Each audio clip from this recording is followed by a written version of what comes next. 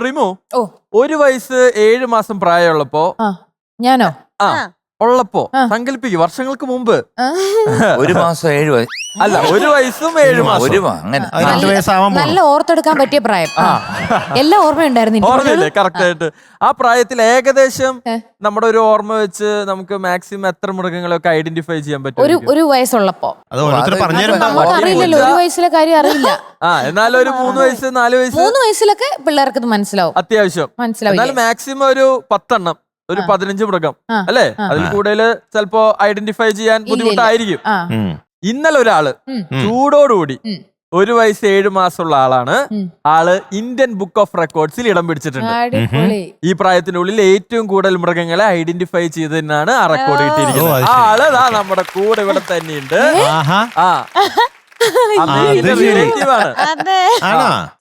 ശരി സർപ്രൈസ് ആയിരുന്നു അല്ലേ? കസിൻ സിസ്റ്റർ വിളിക്കേ വരാം.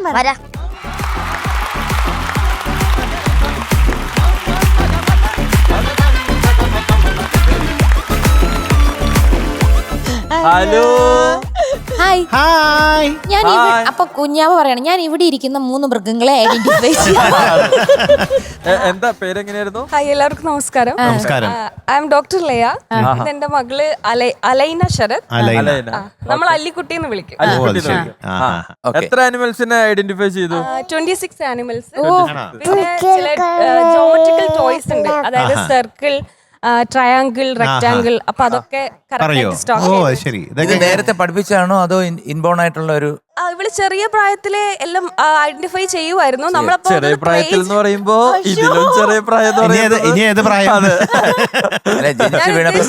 1 വയസ്സൊക്കെ ആവുമ്പോഴൊക്കെ എല്ലാം മനസ്സിലാക്കും. അപ്പൊ നമ്മളതൊന്നുകൂടി പ്രോത്സാഹിപ്പിച്ചെടുക്കും. മിമിക്രി കാണിക്കും. കുതിര എങ്ങനെ പോവാ? കുതിര കുതിര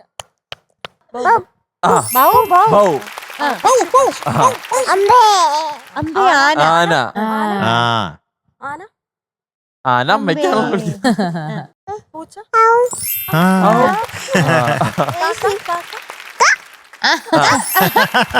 അലിക്കുട്ടി ട്രെയിൻ എങ്ങനെയാ? എന്തൊക്കെയാ പറയുന്നുണ്ട്.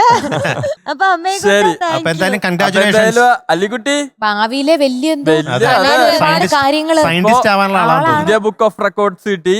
ഇനി നമുക്ക് അല്ലേ ടോപ്പ് സിംഗറിലേക്ക് വരണം എന്നാണ് ആഗ്രഹം. വരട്ടെ തീർച്ചയായിട്ടും. അതെ, ഒരു റെക്കോർഡ് ഹോൾഡർ വരുന്നത് നല്ലതാ. ഫ്ലവേഴ്സ് ഒരുക്കുന്ന കാഴ്ച വസന്തം യൂട്യൂബിൽ പ്രേക്ഷകർക്ക് ലൈവായി കാണാം. ഫ്ലവേഴ്സ് കോമഡിയിൽ ജോയിൻ ചെയ്യൂ, ആസ്വദിക്കൂ.